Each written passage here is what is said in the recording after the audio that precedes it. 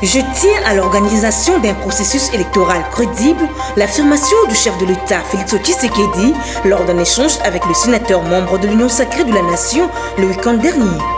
Nommé par Vital Kamerhe au poste du secrétaire général de l'UNC, Billy Kambale a pris officiellement les commandes ce lundi 7 juin 2021.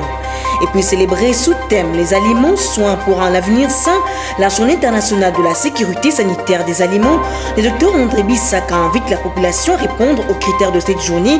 Vous l'écouterez dans ce journal. Voilà tout pour les titres, c'est branché pour le développement.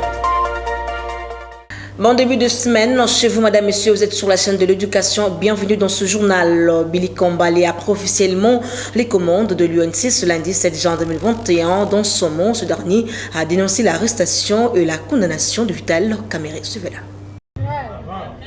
À la jeunesse du parti, je ne peux pas dire que je suis un bon exemple, non. Mais je suis l'illustration de la foi inébranlable de Vital Kamerhe dans le présent et l'avenir de notre pays à travers sa jeunesse.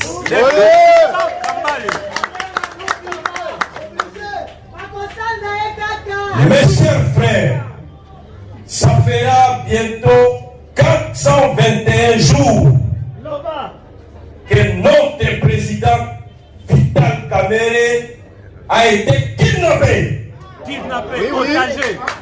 Par une simple invitation, des gens se sont donné l'audace de le capturer et de le ramener vers les lieux arides.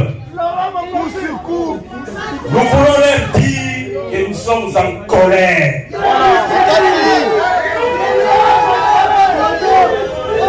Une colère saine que nous ruminons tous les jours depuis le 8 avril 2020. Ce jour-là, nous avons reçu les coups les plus tordus de l'histoire de l'existence de notre parti. Tous les jours, ce sont des nuits blanches. Chaque jour qu'on se réveille, on se rappelle que le premier d'entre nous est dans la vallée de l'ombre et de la mort. Aujourd'hui hospitalisé, certains esprits tordus, certains incrédules se moquent même de la maladie de notre chef. Soyez maudits jusqu'à la fin du temps. Vous et votre génération, en vous manquant d'un leader qui souffre sur un lit d'hôpital, un leader qui incarne l'avenir des millions de gens. Comme annoncé dans les titres, le président de la République, Félix-Antoine Tshisekedi Tshilombo, a échangé pour la première fois avec les sénateurs de l'Union sacrée de la Nation le samedi 5 juin 2021. Reportage. Ils sont au nombre de 85, ces sénateurs qui ont choisi de se regrouper sous la bannière de l'Union sacrée de la Nation afin de matérialiser la vision du chef de l'État, Félix-Antoine Tshisekedi Tshilombo. Conduits par le président de leur chambre modeste, Bahati Lukwebo, ces sénateurs ont suivi la vision du chef de l'État qui a du reste félicité ses interlocuteurs pour leur courage politique. Je voulais vous dire vraiment toute mon admiration parce que je sais que ce que vous avez pris comme décision était une décision qui demandait du courage. Prendre le courage de se rapprocher de ma vision, ce n'était pas donné à tout le monde. Je vous remercie pour la confiance que vous me faites et je vous promets que vous n'allez pas regretter parce que ce que nous avons décidé de faire à travers l'Union sacrée, c'est pour le bien de tout le monde, y compris même de ceux qui ne sont pas venus avec nous. À propos de l'état des sièges, le président de la République s'est félicité du soutien tous azimuts aux opérations militaires en cours. Le chef de l'État a trouvé la formule juridique la mieux adaptée pour sa reconduction tacite tous les 15 jours. Ce que vous apprendrez dans les jours qui viennent, c'est une demande que nous allons vous faire à propos de la loi d'habilitation, parce que je pense que dans ce contexte de recrudescence de la Covid, il ne faut pas retenir nos élus encore en session extraordinaire à propos de cet état des sièges dont on ne connaît d'ailleurs pas vraiment à quel moment nous serons sûrs qu'il faudra le lever.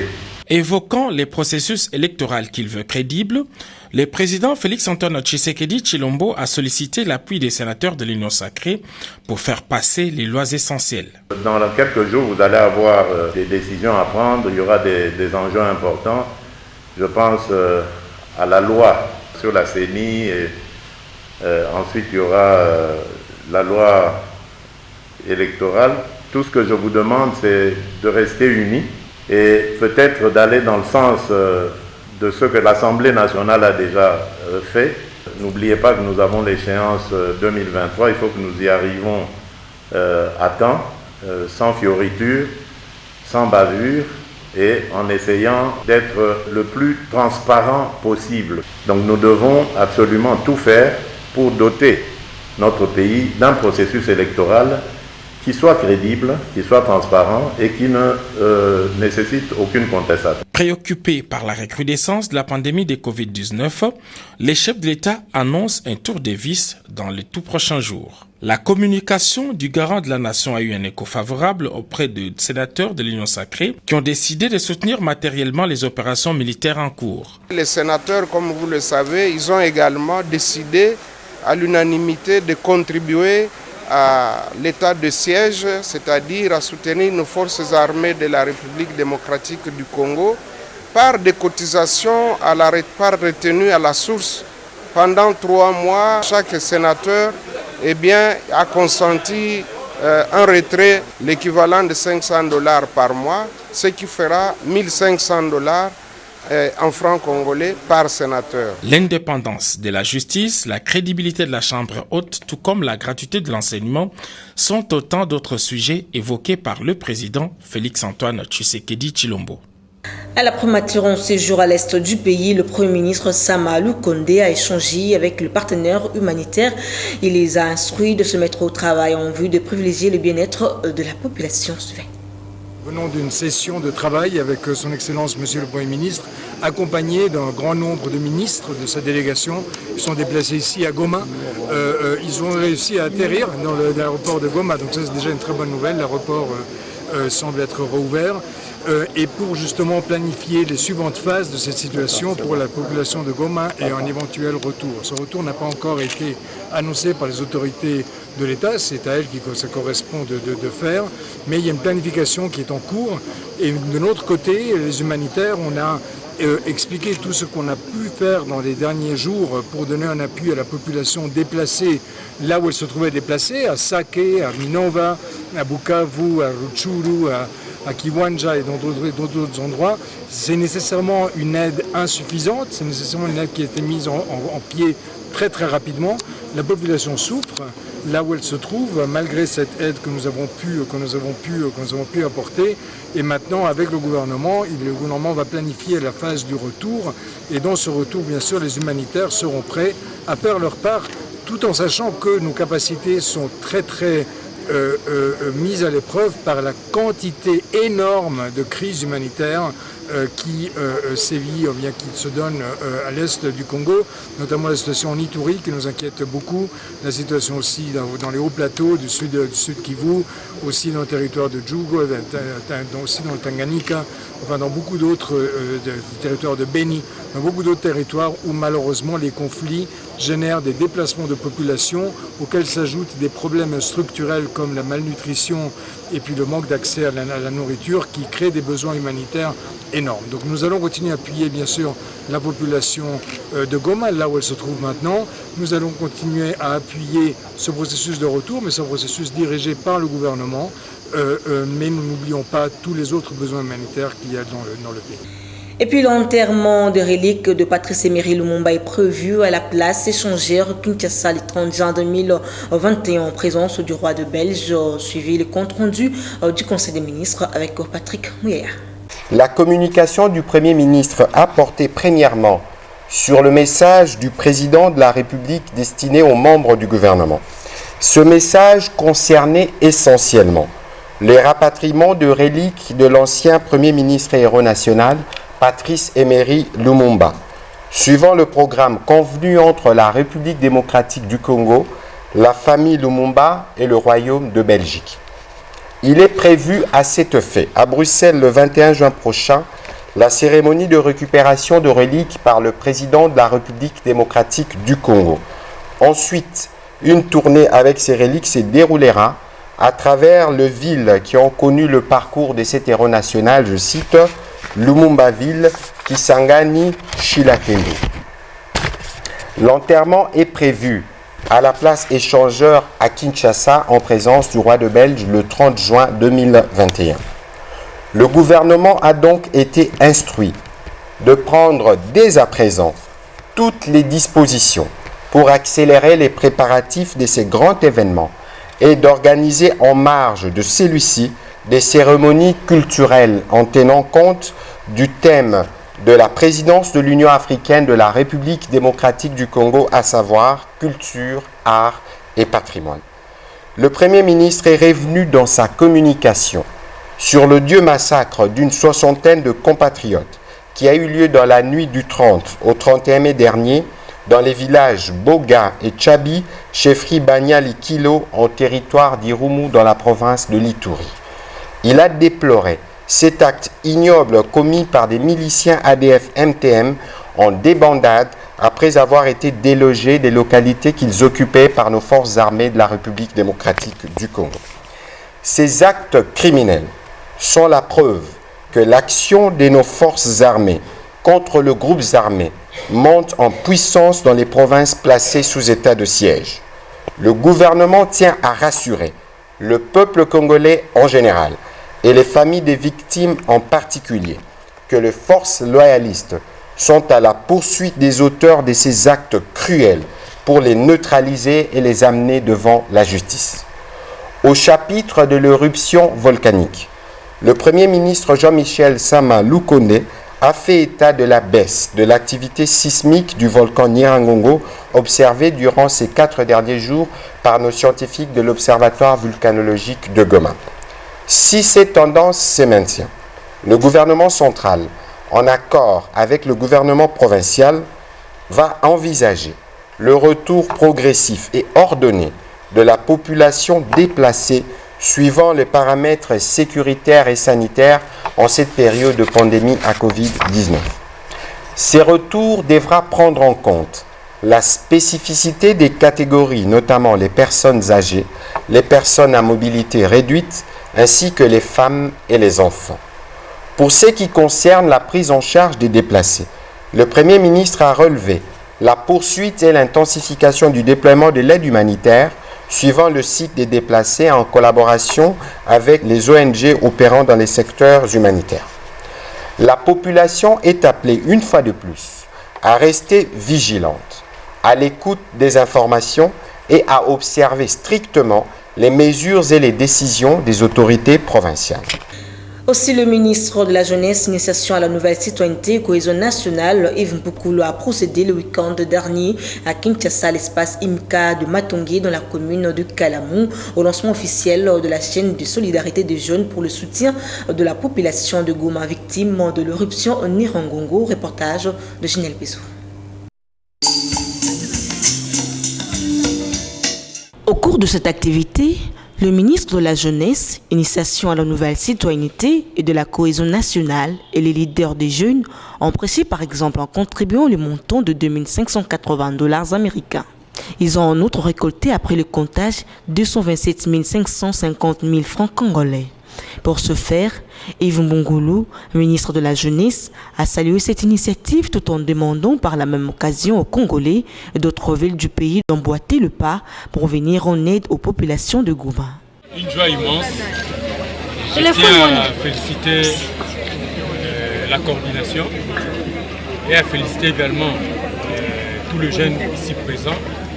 Et je pense que les jours qui viennent seront très rythmés et ce geste symbolique qui vient d'être posé ici à Kinshasa sera également posé dans les autres villes ainsi que dans toutes les autres provinces du pays en faveur de nos compatriotes de Goma.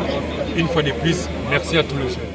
S'agissant de la transparence dans la gestion de ce fonds, le député national Patrick Katengo précise.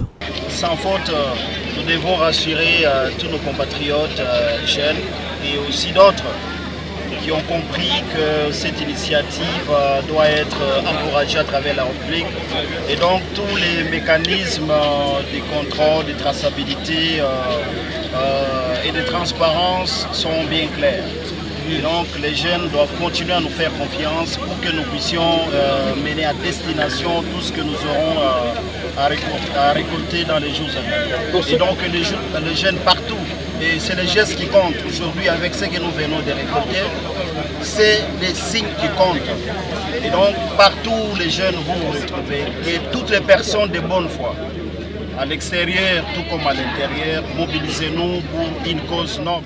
Signalons cependant que cette campagne est une initiative des jeunes du Conseil national de la jeunesse, du Forum national de la jeunesse, des mouvements citoyens, des jeunes des confessions religieuses, des représentations des étudiants et tant d'autres.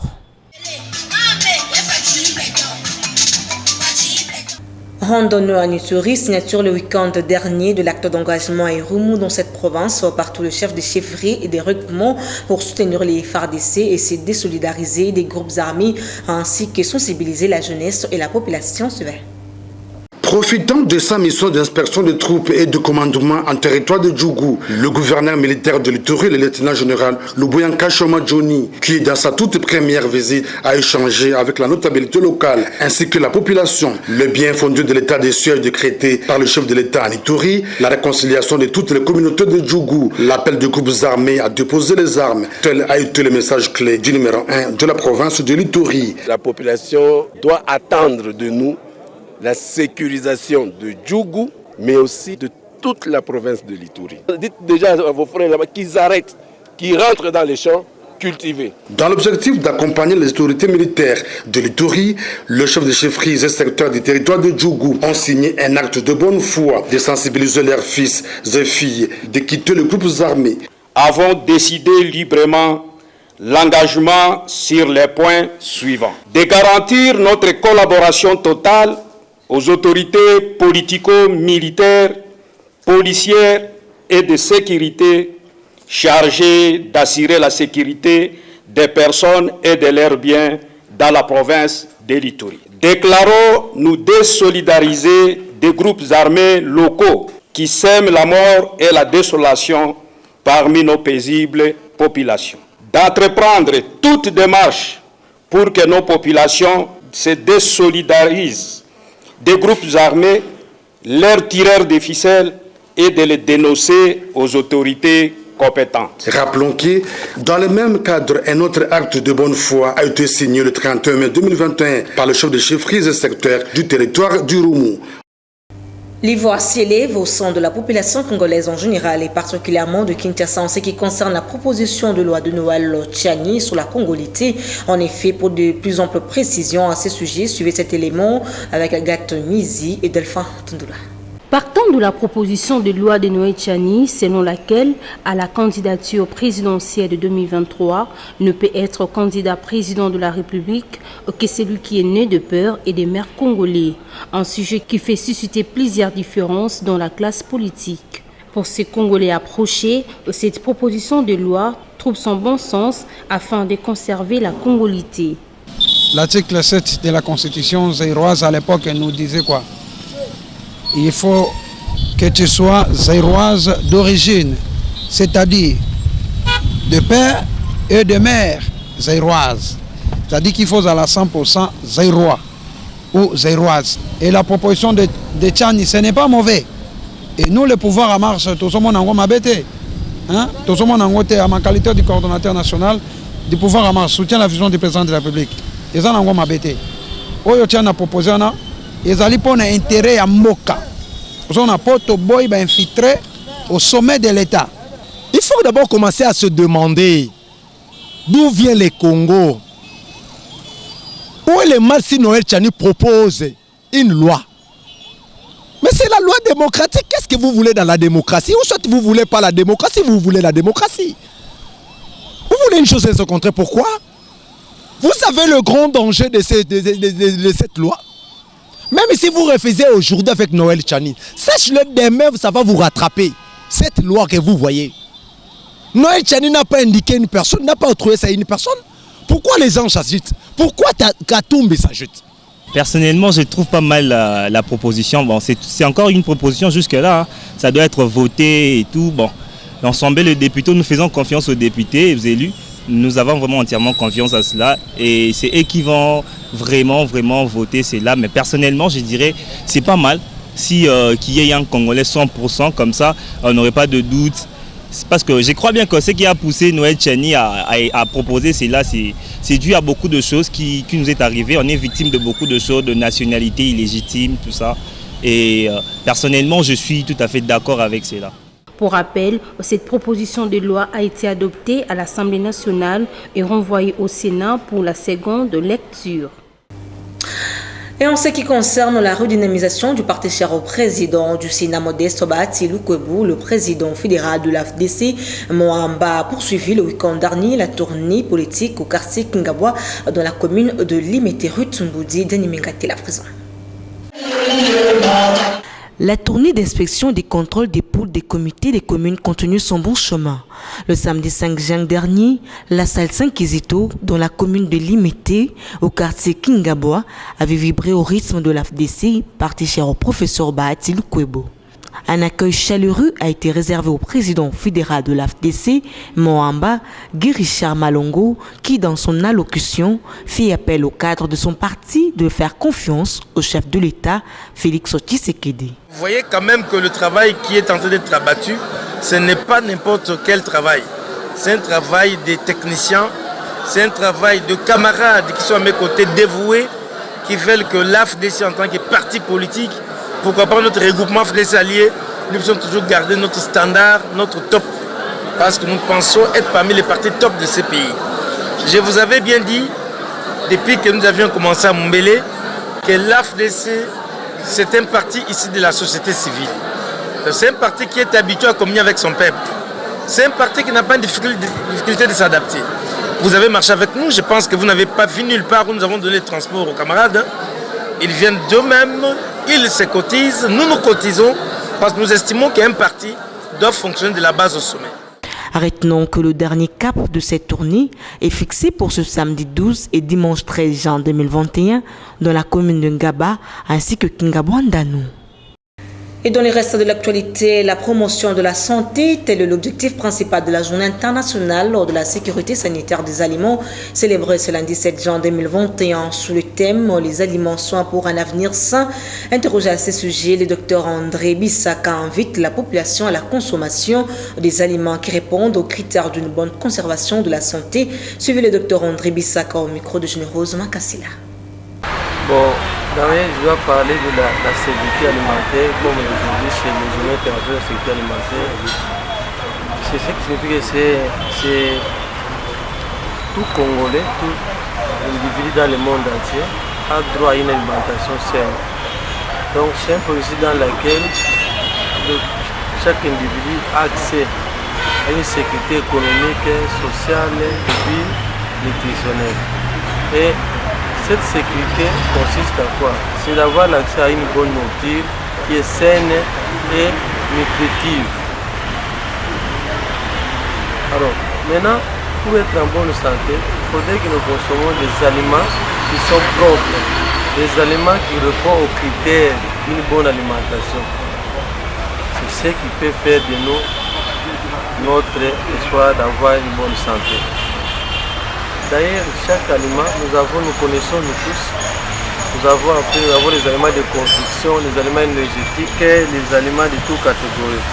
C'est pourquoi nous conseillons toujours à nos mamans maraîchères, ils veulent faire quelque chose, ils doivent se soucier de leur population, de leurs frères, de leurs sœurs, pour qu'ils nous donnent un produit qui répond aux critères d'une bonne alimentation, qui est en toute sécurité.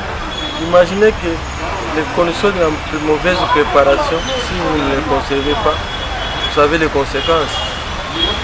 Et aujourd'hui, il y a même des maladies qui sont causées par les maladies hydriques, qui sont causées par le manque de la sécurité alimentaire. là nous allons préparer, là nous allons conserver les aliments, là nous allons vendre nos aliments. Il est toujours important de respecter les principes d'hygiène pour ne pas donner du poison à nos concitoyens. Donc il est important de suivre les règles d'hygiène qui sont émanées commandées par le ministère de la Santé, ainsi que les conditions d'hygiène qui sont dictées dans des marchés, sous les étalages. Ce sont des bons endroits pour garder. Mais quand les éléments sont sur la terre, il y a de la poussière, en cas d'inondation, il y a certains fosses septiques qui vont s'ouvrir, des terrasses qui sont inondées, qui vont ramener des matières, qui vont ramener des déchets. Avec le temps, vous allez faire quelque chose qui n'est pas mal préparé, ça va vous donner des maladies. Puisque nous parlons de la santé, le programme élargi des vaccinations a organisé à l'intention du personnel soignant du centre de santé de la police d'intervention rapide de la commune du Kasavubu, une activité dans le but de sensibiliser ces derniers sur l'importance de se faire vacciner contre la Covid-19. Copain Koutoumissa nous en parle. L'objectif principal de cet échange est de convaincre les personnels soignants et les relais communautaires sur l'importance de se faire vacciner contre la Covid-19. Aussi convaincre les personnels ciblés sur l'avantage de ces vaccins, surtout pour les personnes des comorbidités. Cet entretien lutte contre le rumeur et fake news sur les vaccins contre la Covid-19, a souligné le docteur Albert Mouya, infodémiologiste. Nous sommes ici parce que on parle d'infodémiologie, mais renforcer les capacités. Les personnels de santé sont les personnes les plus à même de pouvoir convaincre les patients et de faire vacciner, sont les relais communautaires. Et si eux, ils acceptent la vaccination, les malades recevront, parce que la population a confiance aux médecins qui doivent savoir comment on doit combattre les fake news, combattre la désinformation, donner l'information vraie et faire adhérer la population à la vaccination. Nous avons parlé d'essayer de répondre aux questions, à l'anxiété ou à l'interrogation que les médecins pouvaient avoir sur la vaccination. Et nous avons répondu à les questions et les échanges étaient très intéressants. Et on s'est rendu compte que plusieurs personnes qui avaient des doutes maintenant sont convaincues qu'il y a eu trop de désinformations, de fake news qui ont perturbé la vaccination. Et maintenant on compte sur eux pour être les relais communautaires, propager, renforcer les capacités des gens et pouvoir expliquer aux patients, surtout aux populations qui sont ciblées par la vaccination, quelle est l'importance de la vaccination et pourquoi il est important qu'on se fasse vacciner. Il faut noter que toutes les informations non officielles sur les vaccins contre la Covid-19 doivent être considérées comme des rumeurs. Et pour clore ce journal, revenons sur cette information. Le ministre d'État en charge des infrastructures, accompagné du gouverneur de la ville de Kinshasa et du directeur général de l'Office des routes, a ouvert officiellement le samedi 5 juin 2021 au public le saut des moutons des Bitabi érigé sur le boulevard Lumumba. Junior Tundele nous fait le point. Les cris d'alarme de la population de la Tchangou à ce qui concerne les embouteillages ont trouvé un écho favorable aux oreilles des autorités compétentes.